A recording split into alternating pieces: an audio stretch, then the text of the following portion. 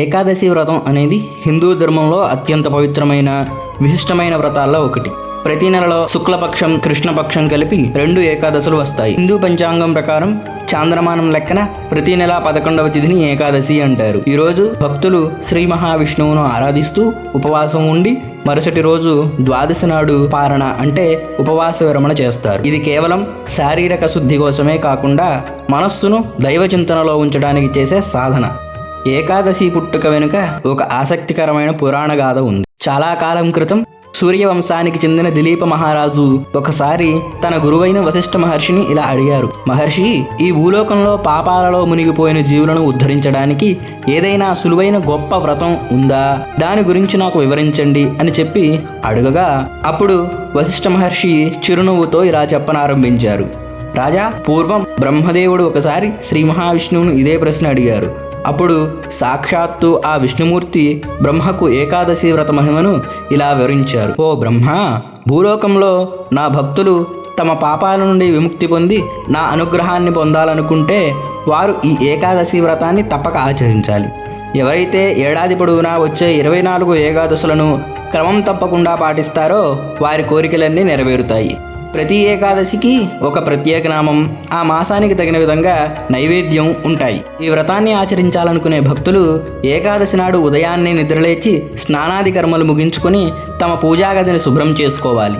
దీపారాధన చేసి భక్తితో, స్వామి, మీ అనుగ్రహం కోసం నేను ఈ ఏకాదశి వ్రతాన్ని ఆచరించాలని సంకల్పించుకుంటున్నాను అని మనస్సులో నిశ్చయించుకొని వ్రతాన్ని ప్రారంభించాలి. ఆ రోజంతా నా నామస్మరణ చేస్తూ, వీలైతే నీరు కూడా తీసుకోకుండా లేదంటే పాలు పండ్లతో ఉపవాసం ఉండి రాత్రంతా జాగరణ చేస్తూ నా నామ సంకీర్తన లేదా నా కథలను చదువుతూ గడపాలి. మరుసటి రోజు ద్వాదశి నాడు మళ్ళీ దీపారాధన చేసి ఆ మాసానికి నిర్ణయించిన నైవేద్యాన్ని నాకు సమర్పించి ఆకలితో ఉన్నవారికి లేదా పేదలకు అన్నదానం చేసి ఒక బ్రాహ్మణుడికి స్వయం పాకం దానం చేయాలి. చివరగా తులసి తీర్థాన్ని సేవించి ఉపవాసాన్ని విరమించుకోవాలి. ఇలా చేస్తేనే ఈ వ్రతం సంపూర్ణమవుతుంది అని చెప్పారు. ఇక అసలు ఈ ఏకాదశి ఎలా పుట్టిందో చెప్తాను విను అని ఆ దివ్యగాథను ప్రారంభించారు. పూర్వం మురుడు అనేటటువంటి రాక్షసుడు ఉండేవాడు. అతను చాలా శక్తివంతుడు, అజేయుడు. తపస్సు ద్వారా బ్రహ్మదేవుని నుంచి అతనికి ఒక విచిత్రమైన వరం లభించింది. ఆ వరం ఏమిటంటే, ఎవరైనా సరే ఆ మురుడిపై దాడి చేస్తే తన శరీరానికి తగిలి వారు ఒక్కసారిగా మరణించాలి అని కోరుకున్నాడు. ఆ వరగర్వంతో మురుడు స్వర్గలోకంపై దాడి చేసి ఇంద్రుణ్ణి ఓడించి స్వర్గాన్ని ఆక్రమించుకున్నాడు. దేవతలందరినీ భూలోకానికి దరిమేశాడు. దిక్కుతోచని దేవతలు శ్రీ మహావిష్ణువుని ఆశ్రయించారు. వారి బాధను చూసి విష్ణువు మురుడిపై యుద్ధానికి వెళ్ళాడు. 1000 సంవత్సరాల పాటు విష్ణువుకు మురుడికి మధ్య భీకరమైన యుద్ధం జరిగింది. కానీ మురుడికి ఉన్న వరం కారణంగా విష్ణువు ఎన్నిసార్లు ఆయుధాలతో దాడి చేసినా ఆ ఆయుధాలు తగలగానే మురుడి సైన్యం లేదా మురుడు మరణించడం లేదు. పైగా మరింత శక్తివంతులుగా మారుతూ ఉన్నారు.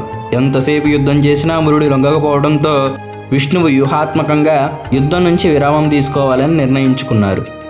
ఆయన యుద్ధాన్ని ఆపి బదరికావనంలోని హేమవతి అనే గృహలో శయనించారు. విష్ణువు నిద్రిస్తున్నాడని భావించిన మురుడు ఆయనను చంపటానికి ఆ గుహలోకి ప్రవేశించాడు. ఆ సమయంలో మురుడిని సంహరించడానికి విష్ణువు శరీరం నుంచి ఒక దివ్యమైన తేజోవంతమైన శక్తి ఉద్భవించింది. ఆ శక్తి ఒక స్త్రీ రూపంలో వెలిసింది. మురుడు ఆ స్త్రీని చూసి, ఎవరు నువ్వు?